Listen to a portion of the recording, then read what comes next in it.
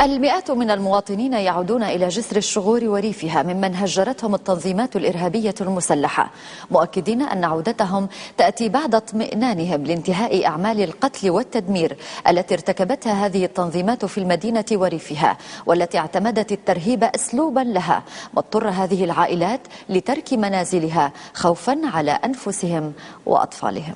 يا رايح صوب بلادي نخلك توصي السلام، بلغ أهلي وولادي واشتاق لهم رب الحمام، خلي أمي يا منادي بعدها ممنوع الأحلام، وإلا أيامها ببالي والله بتعز. هو الشوق إلى الوطن، شوق عبر الحدود في طريق العودة إلى الديار.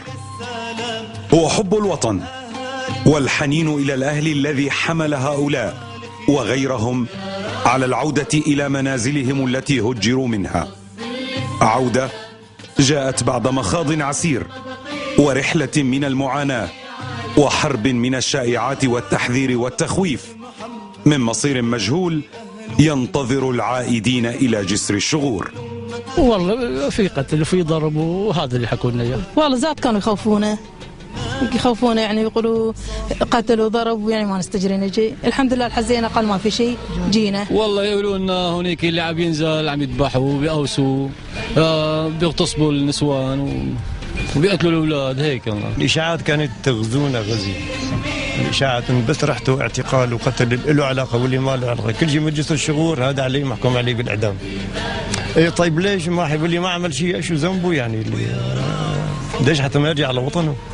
لا تنسى الهويات هذول اللي عم يشموا هذول هويات الوطن هذول بيعادوا الكره الارضيه باكملها. والله بلدنا ما في مثله، والله الهوى الفيحات بكفي. الآن وفيما يتواصل عبور مئات الأشخاص الحدود، فيما الجيش يستقبلهم، انقشعت غمامة الخوف تلك التي سكنت قلوبهم، ليحل مكانها أسارير الطمأنينة بغد ليس كالأمس بمره وآلامه. وجع الغياب زال أمام صورة الحياة في جسر الشغور، وقد عاد الجسر إلى سابق عهده من الأمان والاستقرار، بدد معه مخاوف الأهالي من عمليات انتقامية يقوم بها الجيش ضد الأهالي، كما أخبرهم المسلحون والفئة الضالة. هنا في جسر الشغور لا شيء يدل على أن الحياة تجري بغير طبيعتها، من حركة تنقل وتسوق وحركة بضائع وازدحام المواطنين أمام الباعة. رجعت الأوضاع من لم دخل الجيش هون يتحقق الأمان، والأمن الحمد لله رب العالمين.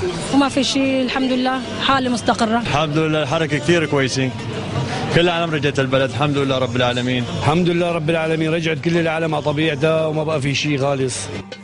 أمام هاتين الصورتين تتجلى الحياة بصورها، بين حياة تختزل خيمة معانيها وبين حياة في أسمى معانيها، بين الأهل والربع والأحبة.